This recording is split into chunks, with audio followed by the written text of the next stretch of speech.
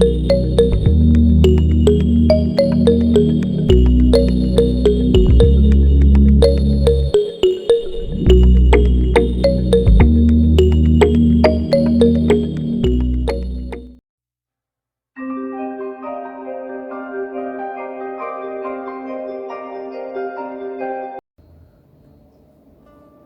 dia, minhas irmãs, a paz.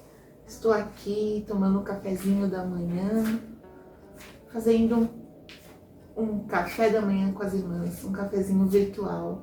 Quem sabe logo logo um cafezinho junto, né? Estou aqui hoje para falar com vocês sobre um assunto polêmico, comum, que ao mesmo tempo que ele é muito conhecido, ele é desconhecido. Eu vou falar com as irmãs sobre depressão. Em primeiro lugar, o que é a depressão? É um distúrbio neuropsicológico que abrange o organismo como um todo, afetando o físico, o humor, o pensamento, até como a forma como a pessoa vê e sente o mundo ao seu redor. A depressão é considerada como um transtorno de humor. Estimativas indicam que 4 entre 10 pessoas desenvolvem esse transtorno. E a maior parte dessas pessoas são mulheres jovens que se encontram na fase entre os 20 e os 40 anos. Não existe uma forma de falar, peguei depressão, como por exemplo, peguei o Covid através de um vírus. A depressão ela pode vir de uma forma hereditária, ela pode vir através do transtorno de ansiedade, ela pode vir através de um trauma,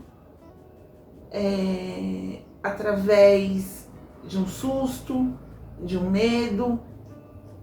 Não existe um porquê certo. Também não existe uma cura. Existem muletas, que são os medicamentos. Mas uma cura ainda não existe. Existem pessoas que chegam a perder até a vida em função dessa doença. Vamos dizer que é o mal da geração. Por que as pessoas perdem a vida? Não é a depressão que mata. As pessoas que tiram a sua vida por causa da depressão, elas não querem morrer. Elas querem acabar com esse sofrimento que é a depressão, mas um sofrimento que não se sabe de onde vem. É algo muito grave que precisamos estar bem atentas. Mas algo que eu me questiono muito é que existem muitas pessoas que falam que quem tem depressão é que está endemoniado. Será que é sempre assim? Pode sim existir uma questão espiritual, eu não duvido disso. Nós sabemos que o inimigo está ao nosso derredor, rugindo como um leão, para poder tragar alguém. Se dermos brecha, ele vai entrar e vai fazer a festa. Mas está em cada uma de nós termos um posicionamento firme com Deus, para que ele não entre. Porém, nós temos casos na Bíblia de pessoas que passaram por esta situação. Hoje eu quero falar com vocês a respeito de Noemi. Nós falamos muito sobre Ruth, né? Mas sobre Noemi, muitas poucas pessoas falam. Quem foi Noemi? Noemi, ela foi esposa de Elimelec, mãe de Malom e Quilom, nora de Ruth e órfã. Eles viviam na cidade de Belém, chamada Cidade do Pão, uma cidade farta. Porém, depois da morte de Josué, o povo, ele começou a virar um povo idólatra, começou a fazer coisas que não agradam ao coração de Deus. E acabou se tornando a terra de fome. Elimelec com a sua esposa decidiram ir para a terra de Moabe, para tentar uma situação melhor de vida. Porém, nunca Noemi imaginou que chegando em Moabe, a situação não seria essa. Chegando em Moabe, ela perdeu seu marido e ela perdeu seus 2 filhos. Ela tinha suas 2 noras e disse para suas 2 noras voltassem para a casa dos seus pais. Orfa voltou, porém Ruth a acompanhou. Que isso que é frisado no livro de Ruth. No entanto, que se pararmos para ver, quem é a protagonista do livro de Ruth não é Ruth, é Noemi. Vamos entender o porquê dela ser a protagonista e o porquê da questão da depressão. Como eu havia falado, ela perdeu os 2 filhos quando chegando na terra de Moabe. Então ela decidiu voltar para Belém. E ela voltou com a sua nora Ruth. Chegando em Belém, as pessoas festejaram por sua volta, porque ela era uma mulher querida. Porém ela disse, não me chamem de Noemi. Noemi significa doçura. Me chamem de Mara, porque eu estou amarga. Esse trecho nos mostra que devido à situação a qual ela vivenciou, ela se tornou uma pessoa depressiva. Porém, Deus deu estratégias na vida dela para que toda essa tristeza que ela vivia fosse revertida. E a sua nora Ruth se casou com Boaz e deu à luz a um filho chamado Obed, descendência de Noemi. Obed é até considerado como filho de Noemi. E o sorriso voltou aos lábios de Noemi através das mãos do Senhor. O Senhor teve misericórdia dessa mulher e fez nova todas as coisas na vida dela. Nós temos outros personagens da Bíblia que passaram por esta situação. Em 1 Reis 19, nós temos Elias, quando ele foge para o deserto porque ele é ameaçado de morte por Jezabel. Ele temeu por sua vida. Lá ele passou por um período de depressão. Porém o Senhor foi lá e o resgatou.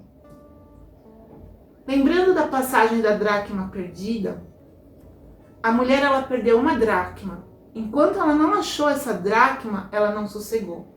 E assim é o Senhor com cada um de nós. Ele foi à procura de Elias. Ele trouxe Elias novamente para que Elias cumprisse o seu propósito. Jonas, com medo do propósito que o Senhor tinha para a sua vida, acabou sendo engolido por uma baleia. O Senhor foi lá e o trouxe de volta para que o propósito dele pudesse ser cumprido. Moisés se entristeceu, se irou pelo povo, passou por um processo de depressão, mas o Senhor o encontrou e o trouxe para que ele pudesse guiar o povo, para que o propósito na vida de Moisés fosse concluído. Saul foi um homem atormentado por demônios, e esses demônios sim causavam depressão na vida dele. Mas o louvor que vinha da boca de Davi libertava a vida de Saul. Então o louvor ele liberta, o louvor ele cura, o louvor ele traz restauração para a vida de cada um. Davi passou também por um processo de depressão quando ele teve o problema com os seus filhos. Porém, o arrependimento que ele teve pelo pecado que ele cometeu trouxe a alegria e ele voltou a louvar ao Senhor. Ele voltou a escrever salmos, hinos, que hoje, quando lemos a Bíblia, alegra o nosso coração. Até mesmo o nosso próprio Salvador Jesus Cristo passou por um momento de depressão quando ele se retirou, quando ele sabia que ele ia para a cruz do madeiro, para a cruz do Calvário no madeiro. Ele se retirou sozinho para orar e disse: Senhor, se puder, tira de mim esse cálice. Porém, era propósito de Deus que Jesus Cristo morresse no Calvário para que hoje estivéssemos aqui.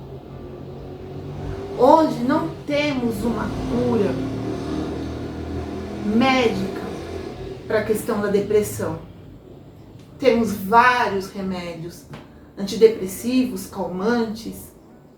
São somente muletas para que venhamos nos sentir melhor. Mas a nossa cura está em Jesus Cristo. A nossa cura está em louvar, está em orar. Nós podemos permitir que os pássaros circulem pelas nossas cabeças, mas não devemos permitir que eles façam o ninho. Quando você perceber que esses pássaros estão rondando a sua cabeça, esses pensamentos, louve, ore e exalte ao Senhor. Espante esses pássaros e não permita que ele faça ninho na sua mente. Eu falo isso para vocês de experiência própria, porque hoje eu estou vivendo o melhor de Deus na minha vida e é o que eu desejo para todas vocês. Que Deus as abençoe. Desculpe pelo tempo excedido, mas eu precisava compartilhar com as irmãs esse tema. Um beijo grande, que Deus abençoe a todas. Fique na paz do Senhor. Amém.